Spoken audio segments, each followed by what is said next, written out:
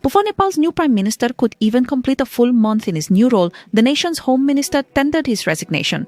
This kind of immediate setback clearly signals just how turbulent and challenging Balen Shah's initial weeks in power are truly destined to become.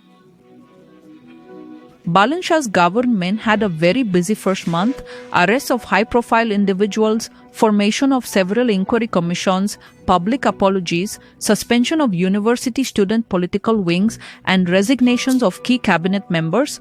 All in all, a lot has happened. For a leader elected on an anti-establishment platform, it has been a stormy start.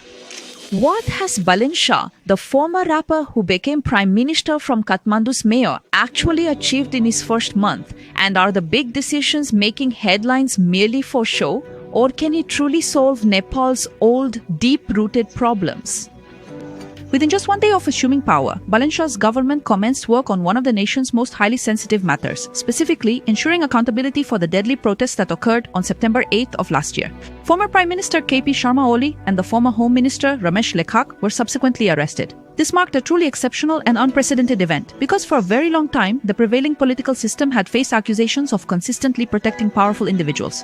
Both individuals were released by the Supreme Court within a mere 2 weeks, and as of now, no formal charges have been officially filed against them. Although critics have raised questions about this process, these arrests have undeniably sent a very clear message regarding the government's true intentions. In its very first meeting, Balen Shah's cabinet promptly approved a comprehensive 100-day action plan, which specifically promises significant improvements in governance, social justice, and essential public services. I wish to publicly apologize to the Dalit community of our nation. This government, for the very first time from this very parliament, is collectively and publicly offering an apology for centuries of discrimination, injustice, and oppression. As part of this significant change, his party extended a public apology to Nepal's Dalit community for the many decades of persistent discrimination they endured, an exceptionally rare action within the country's political sphere. The government has also established a powerful commission, which is being led by a former Supreme Court justice. This commission will conduct a thorough investigation into the assets of all top politicians and officials who have held positions of power since 2006.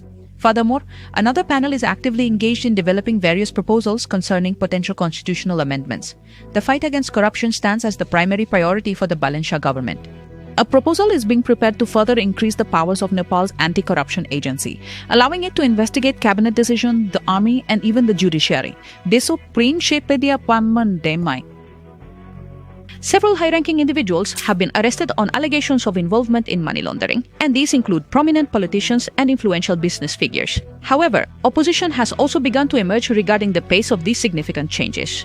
When the government decides to remove political organizations from state institutions, especially taking steps to exclude partisan student groups from universities and colleges, it faces protests and legal challenges.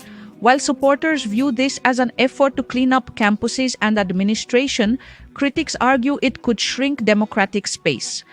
Some of Balen Shah's major promises still remain unfulfilled. He had spoken of creating 1,200,000 jobs, which was a significant demand of the Gen Z voters who brought him to power, and he also mentioned reducing the trend of people going abroad as workers.